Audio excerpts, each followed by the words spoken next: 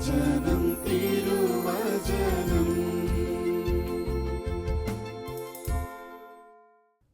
ഈശോയുടെ സ്നേഹത്തിൽ പ്രിയ സഹോദരി സഹോദരന്മാരെ, പ്രാർത്ഥനാപൂർവം കർത്താവിൻ്റെ വചന ശുശ്രൂഷയിലേക്ക് നമുക്ക് പ്രവേശിക്കാം. പരിശുദ്ധനായ നമ്മുടെ സ്വർഗീയ പിതാവ് തൻ്റെ അനന്തമായ സ്നേഹം ഓരോ നിമിഷവും നമ്മളിലേക്ക് ചുരിയട്ടെ. അവിടുത്തെ പ്രിയപുത്രനും നമ്മുടെ കർത്താവുമായ യേശുക്രിസ്തുവിൻ്റെ തിരുസാന്നിധ്യം നമ്മളിലെപ്പോഴും നിറഞ്ഞു നിൽക്കട്ടെ. അവിടുത്തെ പരിശുദ്ധാത്മാവിൻ്റെ ശക്തിയും സംരക്ഷണവും എപ്പോഴും നമുക്ക് അനുഭവിക്കുവാനും ആത്മാവിൻ്റെ വരദാന ഫലങ്ങളാൽ നമ്മളെ നടയ്ക്കുവാൻ അവിടുന്ന് ഇടവരുത്തട്ടെ. പരിശുദ്ധാത്മാശക്തിയാൽ നിറഞ്ഞ പരിശുദ്ധ അമ്മയുടെ മാധ്യസ്ഥവും സഹായവും നമുക്ക് അപേക്ഷിക്കാം. നന്മ നിറഞ്ഞ മറിയമേ സ്വസ്തി, കർത്താവ് അങ്ങയുടെ കൂടെ സ്ത്രീകളിൽ അങ്ങ് അനുഗ്രഹിക്കപ്പെട്ടവളാവുന്നു. അങ്ങയുടെ ഉദരത്തിൻ ഫലമായ ഈശോ അനുഗ്രഹിക്കപ്പെട്ടവനാവുന്നു. പരിശുദ്ധ മറിയമേ ദൈവത്തിൻ്റെ അമ്മേ, പാപികളായ ഞങ്ങൾക്ക് വേണ്ടി ഇപ്പോഴും ഞങ്ങളുടെ മരണസമയത്തും ദൈവത്തോട് അപേക്ഷിക്കണമേ. ആമേൻ. വിശുദ്ധ ദേവസ്വ പിതാവേ, ഞങ്ങൾക്ക് വേണ്ടി അപേക്ഷിക്കണമേ. വിശുദ്ധ ഫ്രാൻസിസ് അസീസി, ഞങ്ങൾക്ക് വേണ്ടി അപേക്ഷിക്കണമേ. വിശുദ്ധ ക്ലാരയെ ഞങ്ങൾക്ക് വേണ്ടി അപേക്ഷിക്കണമേ. വിശുദ്ധ പാതിരി പിയോയെ ഞങ്ങൾക്ക് വേണ്ടി അപേക്ഷിക്കണമേ. വിശുദ്ധ അൽഫോൻസാമെ ഞങ്ങൾക്ക് വേണ്ടി അപേക്ഷിക്കണമേ. പിതാവിൻ്റെയും പുത്രൻ്റെയും പരിശുദ്ധാത്മാവിൻ്റെയും നാമത്തിൽ ആമേൻ. പ്രിയമുള്ളവരെ, വിശുദ്ധ പൗലോസ്ലീഹ കൊളോസ്സുകാർക്ക് എഴുതിയ ലേഖനത്തിലെ 1-ാം അധ്യായത്തിലെ 27-ാമത്തെ വാക്യം, ഈ രഹസ്യമാകട്ടെ, മഹത്വത്തെക്കുറിച്ചുള്ള പ്രത്യാശയായ ക്രിസ്തു നിങ്ങളിൽ ഉണ്ട് എന്ന് തന്നെ. അതിൻ്റെ കൂടെ അദ്ദേഹം 3-ാം അധ്യായത്തിലെ 11-ൽ എഴുതുന്നു, ക്രിസ്തു എല്ലാമാണ്, എല്ലാവരിലുമാണ്.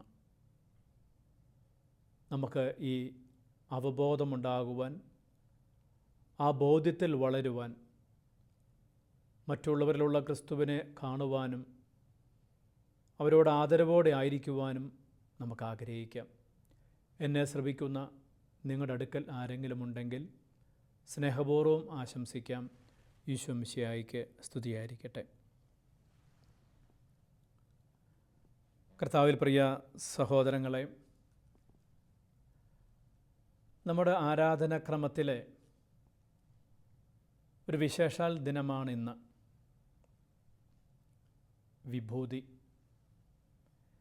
വിഭൂതി തിരുനാളെന്ന് അതിനെ വിളിക്കുന്നുണ്ട്. ചാരംപൂശൽ തിരുനാളെന്ന് അതിനെ വിളിക്കുന്നുണ്ട്. സ്കൂളിൽ പഠിക്കുമ്പോൾ ഞങ്ങൾ പറഞ്ഞുകൊണ്ടിരുന്നത് കുരിശുവര പെരുന്നാൾ എന്നാണ്. ഈ ഒരു ആചരണത്തിലൂടെ, ഈ ഒരു അനുതാപ ശുശ്രൂഷയിലൂടെ നമ്മൾ വലിയ നോമ്പിലേക്ക് പ്രവേശിക്കുകയാണ്.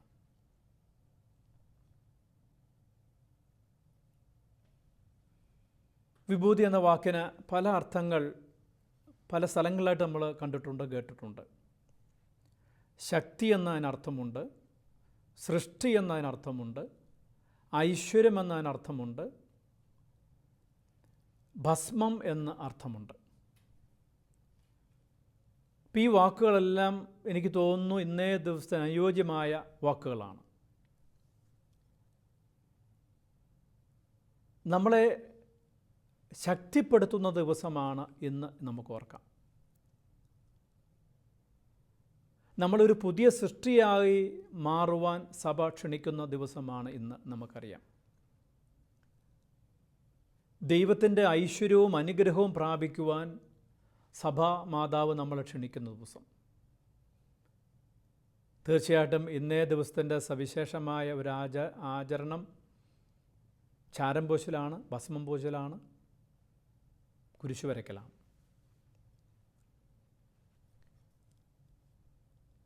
മറ്റൊരു വ്യാഖ്യാനം ഞാൻ കണ്ടത്, വിഭൂതി വിശേഷാൽ ഭൂതമായി കാണപ്പെടുക. ഭൂതമാകുക എന്ന് പറഞ്ഞാൽ പ്രത്യക്ഷത്തിൽ കാണുക എന്നുള്ളതാണ്. വിശേഷാൽ കാണപ്പെടുന്നത്, ഇപ്പോൾ സ്വർണം കാണപ്പെടുന്നു, ആഭരണം വിശേഷാൽ കാണപ്പെടുന്നു. മണ്ണ് കാണപ്പെടുന്നു, മൺപാത്രങ്ങൾ വിശേഷാൽ കാണപ്പെടുന്നു. അപ്പോൾ ഇന്നേ ദിവസം നമ്മൾ ഓരോരുത്തരും വിശേഷാൽ കാണപ്പെടുന്ന ദിവസമാണ്.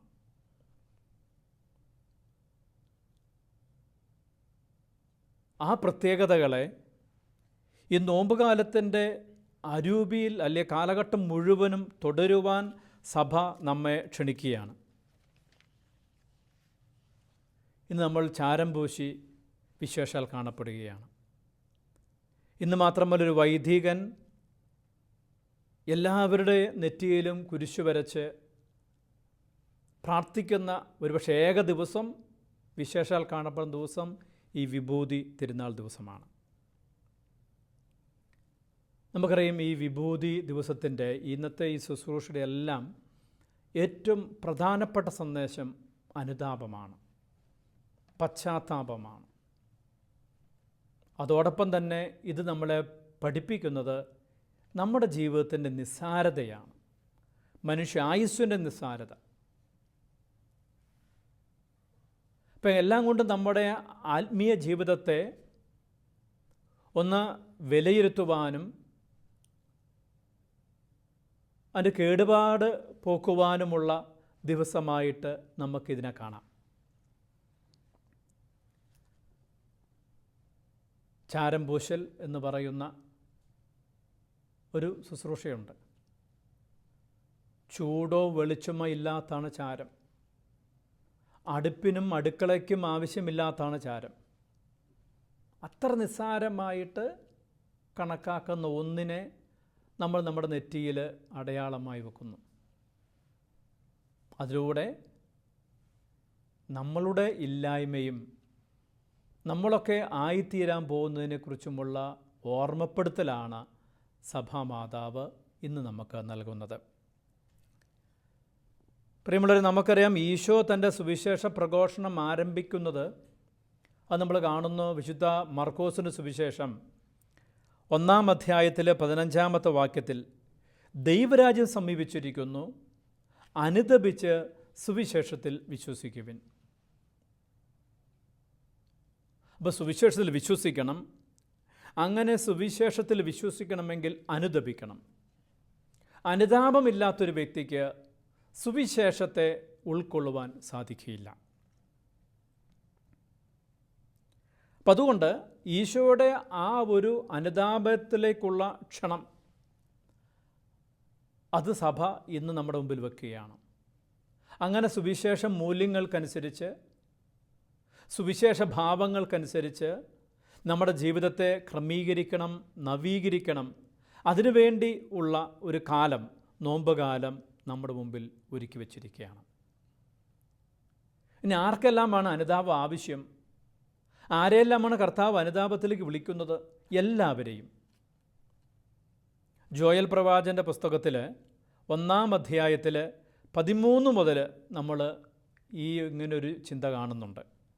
പുരോഹിതന്മാരെ ചാക്കുടുത്ത് വിലപിക്കുവിൻ, ബലിപീഠ ശുശ്രൂഷകരെ വിലപിക്കുവിൻ, എൻ്റെ ദൈവത്തിൻ്റെ സേവകരെ അകത്ത് ചെന്ന് ചാക്കുടുത്ത് രാത്രി കഴിക്കുവിൻ. ധാന്യബലിയും പാനീയബലിയും നിങ്ങളുടെ ദൈവത്തിൻ്റെ ആലയത്തിൽ അർപ്പിക്കപ്പെടുന്നില്ല. ഉപവാസം പ്രഖ്യാപിക്കുകയും മഹാസഭ വിളിച്ചുകൂട്ടുകയും ചെയ്യുവിൻ. ശ്രേഷ്ഠന്മാരെയും ദേശവാസികളെയും നിങ്ങളുടെ ദൈവമായ കർത്താവിൻ്റെ ആലയത്തിൽ ഒരുമിച്ച് കൂട്ടുവിൻ. അപ്പോൾ എല്ലാവരും വിളിക്കുക. പുരോഹിതന്മാരെ വിളിക്കുന്നു, ബലിപീഠ ശുശ്രൂഷകരെ വിളിക്കുന്നു, ശ്രേഷ്ഠന്മാരെ വിളിക്കുന്നു, അധികാരമുള്ളവരെ വിളിക്കുന്നു, ജനത്തെ മുഴുവനായിട്ടും വിളിക്കുകയാണ്. അതുകൊണ്ട് ഒരു വ്യക്തിക്ക് പോലും ഈ അനുതാപത്തിൽ നിന്ന്, ഒരു വ്യക്തിക്ക് പോലും മാനസാന്തരത്തിൽ നിന്ന് ഒഴിഞ്ഞു മാറാൻ പറ്റുകയില്ല. ഇതിൻ്റെ ക്രമമനുസരിച്ച് പുരോഹിതന്മാരും ബലിപീഠ ശുശ്രൂഷകരും ശ്രേഷ്ഠന്മാരും അധികാരികളും ജനങ്ങളെല്ലാവരും, സകല ജനവും അവർ അനുദപിക്കേണ്ടതാണ്.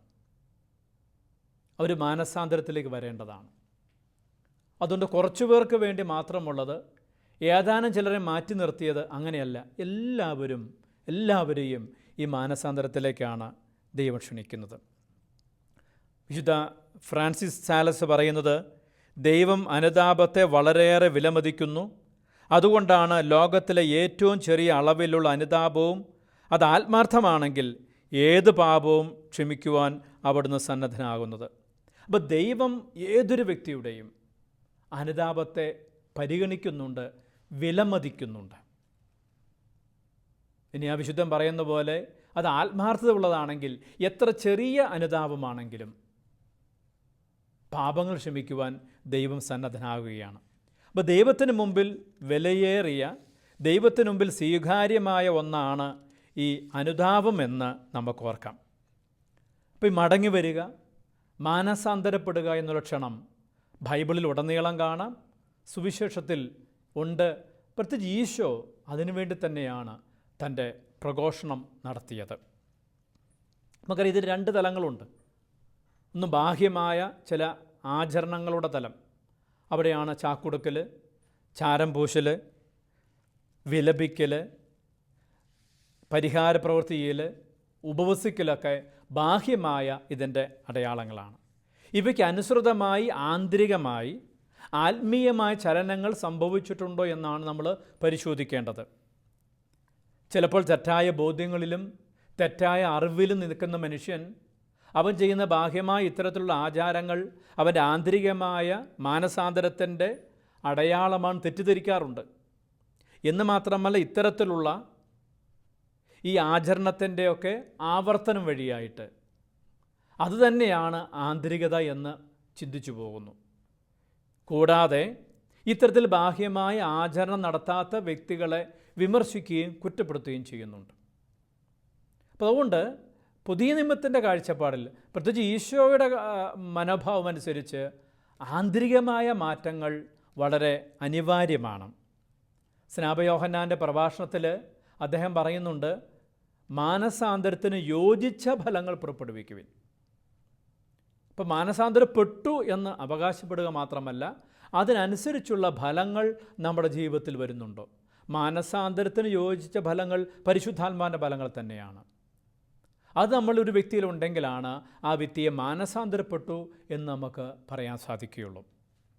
ജോയൽ പ്രവാചകൻ്റെ പുസ്തകത്തിൽ 2-ാം അധ്യായത്തിൽ 12-13 വാക്യങ്ങൾ ഇത് ഈ മനുഷ്യൻ്റെ സ്വഭാവത്തെക്കുറിച്ചും ഈ ബാഹ്യമായ അവൻ്റെ പ്രവൃത്തികളെക്കുറിച്ചുമുള്ള ഒരു വിലയിരുത്തലാണ്. വിലാപത്തോടും നെടുവീർപ്പോടും കൂടെ നിങ്ങൾ പൂർണ്ണ ഹൃദയത്തോടെ എൻ്റെ അടുക്കിലേക്ക് തിരിച്ചു വരുവിൻ. നിങ്ങളുടെ ഹൃദയമാണ് വസ്ത്രമല്ല കീറേണ്ടത്. നിങ്ങൾ ദൈവമായ കർത്താവിൻ്റെ അടുക്കിലേക്ക് മടങ്ങി വരുമെങ്കിൽ. അപ്പോൾ പൂർണ്ണമായ അനുതാപത്തോടെ ദൈവത്തിൻ്റെ അടുക്കിലേക്ക് നമ്മൾ മടങ്ങി വരുന്നുണ്ടോ? നിങ്ങളുടെ ഹൃദയമാണ് കീറേണ്ടത്, വസ്ത്രമല്ല. എന്ന് പറഞ്ഞാൽ ബാഹ്യമായ രീതിയിലുള്ള പ്രവർത്തനങ്ങൾ മാത്രം പോരാ, അതിന് തത്തുല്യമായ രീതിയിൽ ആന്തരികമായ തലത്തിലെ പരിവർത്തനങ്ങൾ സംഭവിക്കണമെന്നാണ്. ഇതിലും രൂക്ഷമായ രീതിയിലാണ് യേശയ്യാ പ്രവാചകൻ ഇത്തരത്തിൽ ഉപവാസത്തെയും പ്രാർത്ഥനകളെയും ഒക്കെ വിമർശിക്കുന്നത് എന്ന് നമുക്ക് അറിയാം. യഥാർത്ഥമായ ഉപവാസമെന്ന് പറയുന്ന ഒരു ഭാഗമുണ്ട് യേശയ്യാ പ്രവാചകൻ്റെ പുസ്തകത്തിൻ്റെ 58-ാം അധ്യായത്തിൽ. അതിൽ നമ്മൾ ഇങ്ങനെ വായിക്കുന്നു, ഞാങ്ങണ പോലെ തല കുനിക്കുന്നതും ചാക്ക് വിരിച്ച് ചാരം വിതറിക്കിടക്കുന്നതുമാണോ ഇത്? ഇതിനെയാണോ നിങ്ങൾ ഉപവാസമെന്നും കർത്താവിന് സ്വീകാര്യമായ ദിവസമെന്നും വിളിക്കുക? ദുഷ്ടതയുടെ കെട്ടുകൾ പൊട്ടിക്കുകയും നുകത്തിൻ്റെ കയറുകൾ അഴിക്കുകയും മർദ്ദിതരെ സ്വതന്ത്രരാക്കുകയും എല്ലാ നുകങ്ങളും ഒടുക്കുകയും ചെയ്യുന്നതല്ലേ ഞാൻ ആഗ്രഹിക്കുന്ന ഉപവാസം? വിശക്കുന്നവനുമായി ആഹാരം പങ്കുവെക്കുകയും ഭവനരഹിതനെ വീട്ടിൽ സ്വീകരിക്കുകയും നഗ്നനെ ഉടുപ്പിക്കുകയും സ്വന്തക്കാരിൽ നിന്ന് ഒഴിഞ്ഞു മാറാതിരിക്കുകയും ചെയ്യുന്നതല്ലേ അത്? മർദ്ദനവും കുറ്റാരോപണവും ദുർഭാഷണവും നിന്നിൽ നിന്നും ദൂരെ അകറ്റുക. വിശക്കുന്നവർക്ക് ഉദാരമായി ഭക്ഷണം കൊടുക്കുകയും പീഡിതർക്ക് സംതൃപ്തി നൽകുകയും ചെയ്താൽ നിന്റെ പ്രകാശം അന്ധകാരത്തിൽ ഉദിക്കും.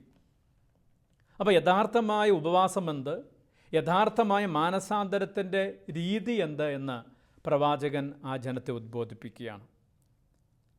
ഈശോ ഈ അന്ത്യവിധിയെക്കുറിച്ച് പറയുമ്പോൾ പറയുന്ന കാര്യം നമുക്കറിയാം. ഞാൻ നഗ്നനായിരുന്നു, ഉടുപ്പിച്ചു. എനിക്ക് ദാഹിച്ചു കുടിക്കാൻ തന്നു. എനിക്ക് വിശന്നു ഭക്ഷിക്കാൻ തന്നു. ഞാൻ പരദേശിയായിരുന്നു, നിങ്ങൾ എന്നെ സ്വീകരിച്ചു. ഞാൻ കാരാഗൃഹത്തിലായിരുന്നു, നിങ്ങൾ എന്നെ സന്ദർശിച്ചു. അപ്പം ഇങ്ങനെ നമ്മുടെ അനുദിന ജീവിതത്തിൽ ഇല്ലാത്തവരുമായി വേദനിക്കുന്നവരുമായി പങ്കുവെക്കുവാൻ സാധിക്കുന്നുണ്ടെങ്കിൽ മാത്രമേ നമ്മുടെ ഉപവാസവും നമ്മുടെ അനുതാപവും നമ്മുടെ മാനസാന്തരവും ഫലമുള്ളതായി തീരുകയുള്ളൂ. അപ്പോൾ അതുകൊണ്ട് ഇന്നേ ദിവസം, ഈ വിഭൂതി ദിവസം, നമ്മൾ ഈ നോമ്പിലേക്ക് പ്രവേശിക്കുമ്പോൾ ഇതുവരെയുള്ള നമ്മുടെ ജീവിതത്തെ വിലയിരുത്തി തിരുത്തുവാനുള്ള സമയമാണ് എന്ന് നമുക്കറിയാം.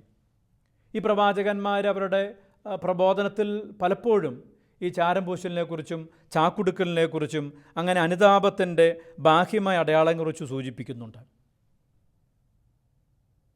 AD 220 സഭാ പണ്ഡിതനായ തെർത്തുല്യനാണ് അദ്ദേഹത്തിൻ്റെ ഒരു എഴുത്തിൽ ബാഹ്യമായ ചാരം പൂശൽ പോലുള്ള അനുതാപത്തിന് അടയാളങ്ങൾ നമ്മൾ സൂക്ഷിക്കണമെന്ന് ഉദ്ബോധിപ്പിക്കുന്നുണ്ട്.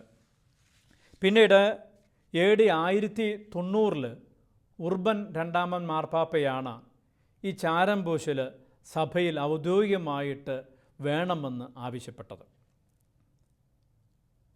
1966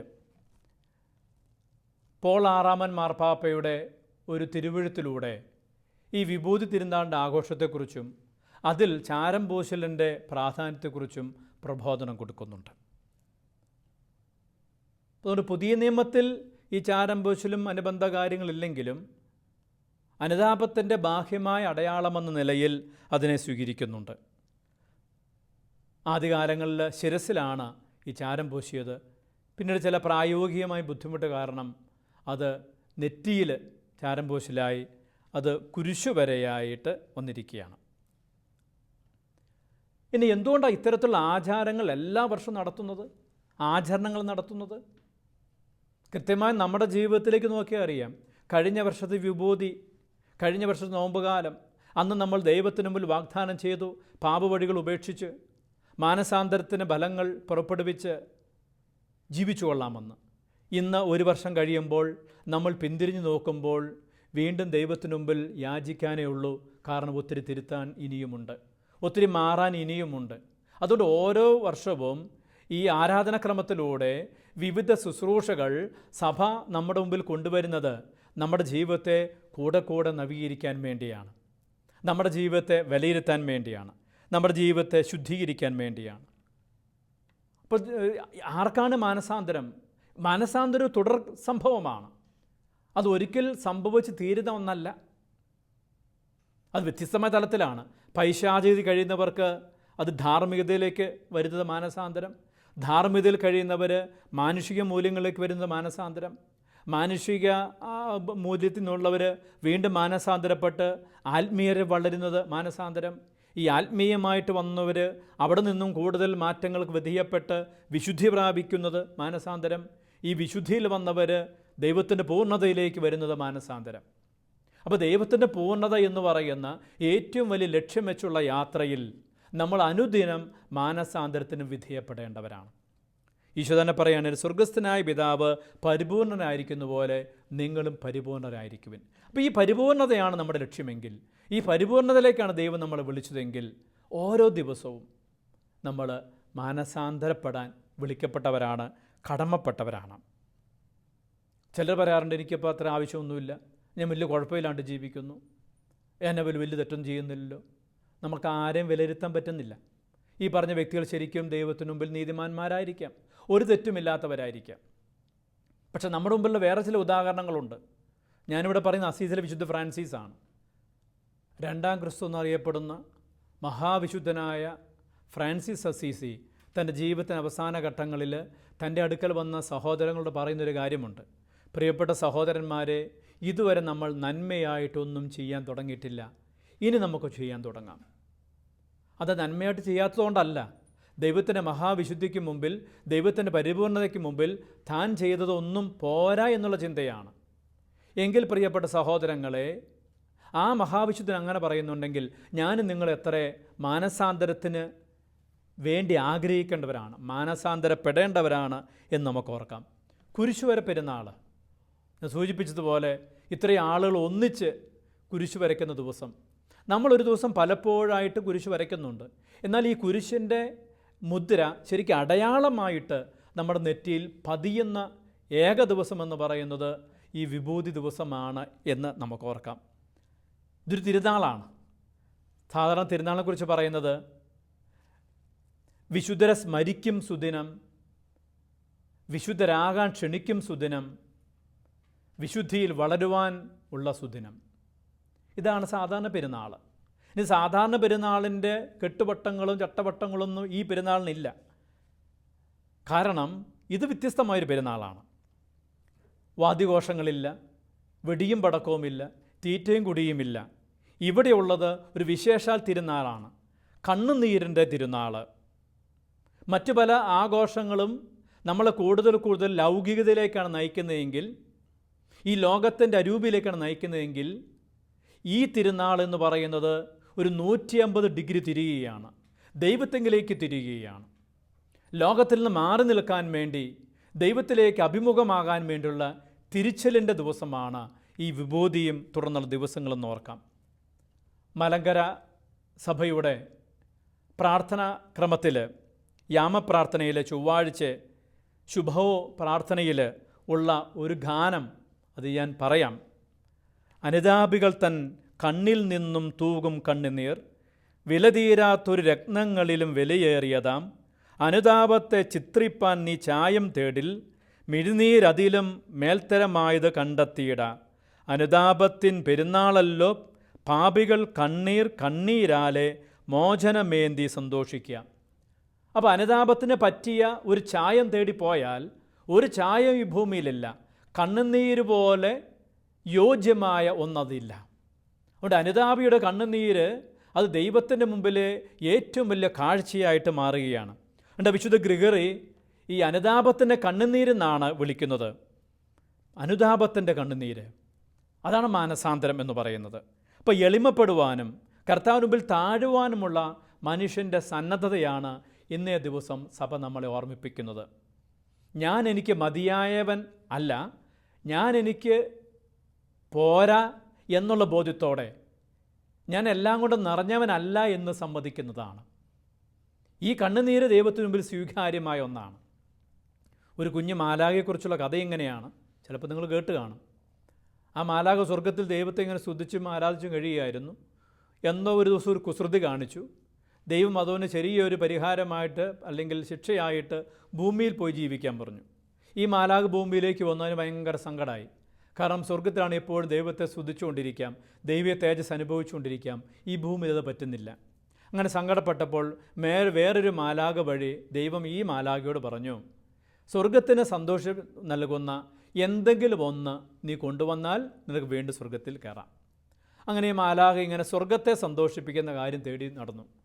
അങ്ങനെ ഒരിക്കലും ദേവാലയത്തിൽ പോയി അവിടെ ഇരിക്കുമ്പോൾ ദേവാലയത്തിൻ്റെ മുൻഭാഗത്ത് ഒരു കുഞ്ഞ് വന്ന് പ്രാർത്ഥിക്കുന്നു, നിഷ്കളങ്കമായ കുഞ്ഞ്. അപ്പോൾ ഈ മാലാഖ കരുതി സ്വർഗത്തിന് ഏറ്റവും സ്വീകാര്യമായിരിക്കും കുഞ്ഞായിരിക്കുമല്ലോ. പക്ഷേ അങ്ങനെ എല്ലാന്നൊരു തോന്നലുണ്ടായി. അങ്ങനെ ആ കുഞ്ഞിൻ്റെ പ്രാർത്ഥനയ്ക്കൊപ്പം ഈ മാലാഖ കേൾക്കുന്നത് ഒരു ഏങ്ങലടിയാണ്, ഒരു കരച്ചിലാണ്. അപ്പോൾ ഈ മാലാഖ ഓർത്തി കുഞ്ഞ് കരയുന്നുണ്ട്, ഇല്ല കുഞ്ഞ് സന്തോഷത്തോടെ ഇരിക്കുകയാണ്. അങ്ങനെ നോക്കിയപ്പോഴാണ് ദേവാലയത്തിൻ്റെ പുറകിൽ ഒരു മനുഷ്യൻ മുട്ടുമേൽ വീണ് ആകാശത്തേക്ക് സ്വർഗത്തിലേക്ക് കരങ്ങൾ ഉയർത്തി എന്തൊക്കെയോ പറഞ്ഞ് പ്രാർത്ഥിക്കുന്നു. അയാളുടെ പാപങ്ങൾ പറഞ്ഞുകൊണ്ടിരിക്കുക. അയാൾ കൊലപാതകയായിരുന്നു, വ്യഭിചാരിയായിരുന്നു, മോഷ്ടാവായിരുന്നു, ഇങ്ങനെ ഈ ലോകത്ത് ചെയ്യുന്ന പാപങ്ങളുടെ എല്ലാം ലിസ്റ്റ്. ഈ മാലാഖ ഇത് കേട്ടിങ്ങനെ ഞെട്ടി. പക്ഷേ ഇയാൾ ഈ പറയുന്ന സമയത്ത്, ഈ പാപങ്ങൾ ഏറ്റു പറയുന്ന സമയത്ത് അയാൾ കണ്ണിൽ ഒരു തുള്ളി കണ്ണുനീര് ഇങ്ങനെ കാണുക മാത്രമല്ല, മാലാഖ സൂക്ഷിച്ചപ്പോൾ ആ കണ്ണുനീരിൽ സ്വർഗത്തിൻ്റെ വെളിച്ചം കണ്ടു. അപ്പോൾ മാലാഖയുടെ മനസ്സിൽ തോന്നി, സ്വർഗം സ്വീകരിക്കുന്ന ഇതാണ്. അതൊരു ചെറിയ ചെപ്പിലാക്കി ആ കണ്ണുനീരുമായി മാലാഖ സ്വർഗത്തിൽ ചെന്നുവെന്നും ആ കാഴ്ച സ്വീകരിച്ച് ദൈവം ആ മാലാഖയെ സ്വർഗത്തിലേക്ക് എടുത്തുമെന്നാണ് കഥ പറയുക. സ്വർഗം സ്വീകരിക്കുന്നത് മനുഷ്യൻ്റെ കണ്ണുനീരാണ്. അനുതാപത്തിൻ്റെ കണ്ണുനീര്, പ്രായശ്ചിത്തത്തിൻ്റെ കണ്ണുനീര്. നമ്മുടെ സീറോ മലബാർ ആരാധനക്രമത്തിൽ ഈ വിഭൂതി ദിവസം നമ്മൾ പാടുന്നുണ്ടല്ലോ, കണ്ണീരാര് തരും പശ്ചാത്താപത്തിൻ പാപം കഴുകിടുവാൻ കണ്ണീരാര് തരും. പ്രിയപ്പെട്ടവരെ, അനുതാപത്തിൻ്റെ ദിവസം ഇന്ന് നമ്മൾ നോമ്പിലേക്ക് പ്രവേശിക്കുകയാണ്. ദൈവത്തിലേക്ക് തിരികെ വരാനുള്ള നമ്മുടെ സന്നദ്ധത, ഈ ലോകസുഖങ്ങളോട് അല്പം വേണ്ട എന്ന് പറയുന്ന സമയം, ചില പ്രായശ്ചിത്ത പ്രവൃത്തിയിലൂടെ കൂടുതൽ പ്രാർത്ഥനയിലൂടെ, ജപമാലയിലൂടെ, വചനം വായിക്കലിലൂടെ, പരിഹാര പ്രവൃത്തിയിലൂടെ, ഉപവാസത്തിലൂടെ, നോമ്പിലൂടെ നമ്മൾ ഉദ്ധാനം ചെയ്ത ഈശോയെ സ്വീകരിക്കാൻ ഒരുങ്ങുകയാണ്. പൗലോസ്ലീഹ പറയുന്നൊരു കാര്യം നമുക്ക് ഓർക്കാം. അനുവദനീയമാണെങ്കിലും നിങ്ങൾ ആത്മീയമായിട്ട് വളർത്തുന്നില്ലല്ലോ. അതുകൊണ്ട് ഈ നോമ്പ് കാലത്ത് അനുവദിക്കപ്പെട്ടതാണെങ്കിലും എനിക്ക് ആത്മീയമായി വളർച്ച തരാത്ത ഒന്നും വേണ്ട എന്ന ബോധ്യത്തോടെ, അത് എന്താണെന്നുള്ളത് ഓരോ വ്യക്തിയും തീരുമാനിക്കുക. എന്നെ ദൈവത്തിൽ നിന്ന് അകറ്റുന്ന എന്തും ഏതും ഉപേക്ഷിക്കുവാനുള്ള ഒരു ശക്തി ദൈവത്തോട് നമുക്ക് ഈ നോമ്പ് കാലത്ത് പ്രാർത്ഥിക്കാം. നമ്മുടെയും നമ്മുടെ കുടുംബാംഗങ്ങളുടെയും ഒരുപക്ഷെ നമ്മുടെ പൂർവികരുടെയൊക്കെ വീഴ്ചകൾക്ക് പരിഹാരവും പ്രായശ്ചിത്തവും പറഞ്ഞുകൊണ്ട് ഈ നോമ്പുകാലം നമുക്ക് അർത്ഥവത്താക്കി തീർക്കാം. ഈ വിഭൂതി ദിവസം കർത്താവിൻ്റെ സന്നിധിയിൽ എളിമയോടെ നിന്നുകൊണ്ട് നമ്മുടെ നിസ്സാരതയും നമ്മുടെ ഇല്ലായ്മയും തിരിച്ചറിഞ്ഞ് നമ്മുടെ പാപാവസ്ഥയും നമ്മുടെ വൈകല്യങ്ങളും നമ്മുടെ ആത്മീയമായ ശുഷ്കതയും മനസ്സിലാക്കി ക്ഷമിക്കണമേ, കരുണയായിരിക്കണമേ എന്ന് പ്രാർത്ഥിച്ച് നമുക്ക് ദൈവസന്നിധിയിൽ താഴ്മയോടെ നിൽക്കാം. ദൈവം നമ്മളെ അനുഗ്രഹിക്കട്ടെ. ആമേൻ.